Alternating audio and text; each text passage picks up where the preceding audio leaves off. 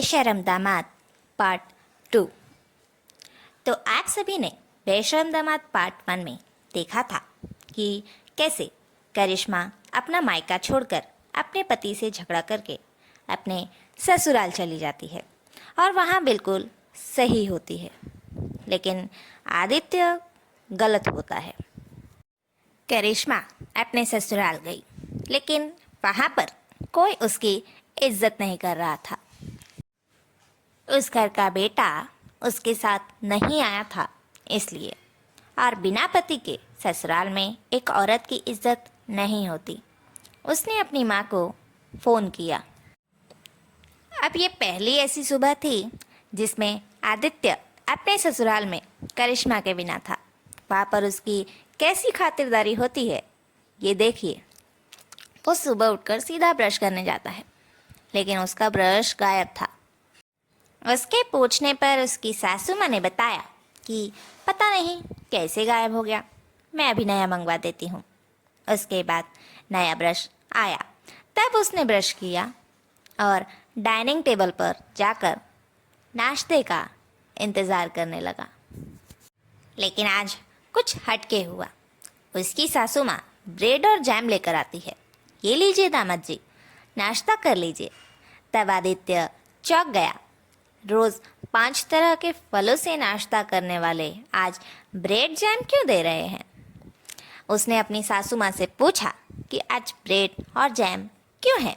तब उसकी सास ने बताया कि आदित्य अपने मायके गई है, अब वो 2-3 महीने के बाद ही आएगी। तब तक तो यही सब खाना पड़ेगा घर के सभी लोगों को। तब आदित्य को बहुत बुरा लगा कि वो तो महंगी महंगी चीज़ें खाने के लिए यहाँ पर रुका था, और अब तो आदित्य मायके चली गई। अब उसे ये ब्रेड जैम चाय बिस्किट ही खाना पड़ेगा। फिर उसने सोचा कि कोई बात नहीं, ये भी खा लेंगे, कम से कम मखमल के गद्दे तो है यहाँ। चाहे कितना भी बुरा वक्त है, पर आदित्य की लालच कम होती ही नहीं थी। बस अब क्या था, लंच में भी ऐसे ही कुछ दाल चावल और आलू की सब्जी मिली। फिर उसने सोचा, हाँ आदित्य नहीं है तो कौन बनाएगा, चलो ये भी खा लेते हैं। लंच के बाद जब अपने कमरे में सोने गया, तब उसने देखा कि वहाँ से उसका बेड, टेबल, सोफ़ा सब कुछ गायब है। अब तो उसे गुस्सा आया।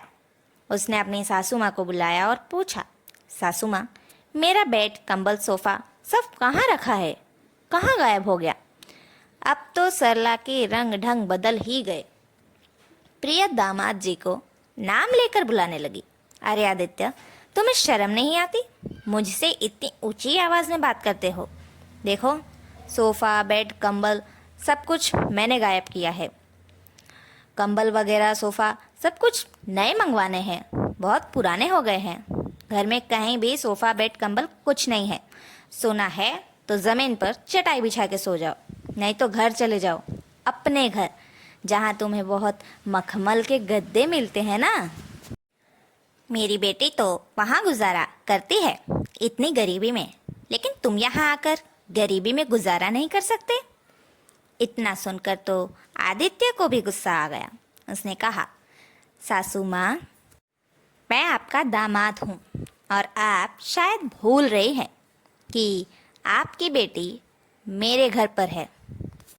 मैं जब चाहूँ उसे वहाँ से उठाकर आपके पास लाकर छोड़ सकता हूँ, ठीक है? तो मुझसे अपनी ज़बान संभाल कर बात कीजिए, इज्जत से पेश आइए सासू माँ। उसके बाद प्यारी सासू माँ का जवाब ये था, अच्छा जमाई जी, मेरी बेटी को आप निकाल देंगे ना, तो वो मेरे पास आकर सुख शांति से रह जाएगी। पर अगर मैंने आपको यहाँ से निकाल दिया ना, तो आपकी ना ही आपके खुद के घर में इज्जत रह जाएगी, ना ही मेरे घर में, और ना ही मेरी बेटी आपकी इज्जत करेगी। और वहाँ आपको फिर से वही गरीबी में एकदम नीचे चटाई बिछाकर सोने वाली ज़िंदगी जीनी पड़ेगी। तो आपको क्या मंजूर है ये आप जानिए।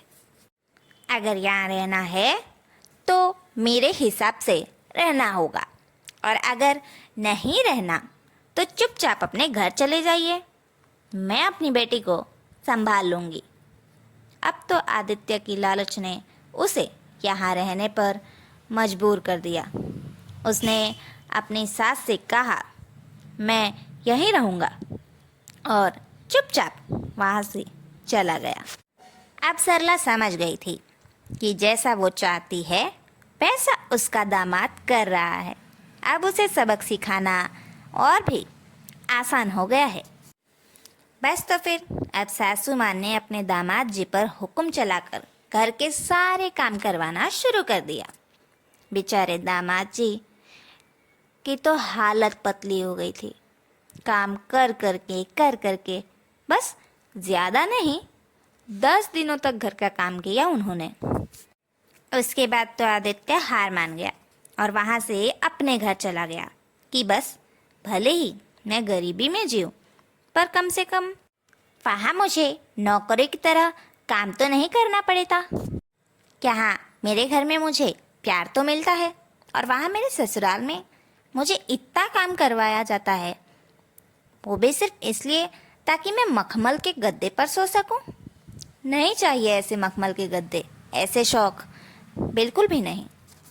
मतलब ये कि अब आदित्य सुधर चुका था और अपने घर परिवार पर और करिश्मा पर ध्यान देने लगा था और करिश्मा की बहुत इज्जत करता था। तो दोस्तों, ये थी हमारी कहानी बेशर्म दामाद पार्ट 2।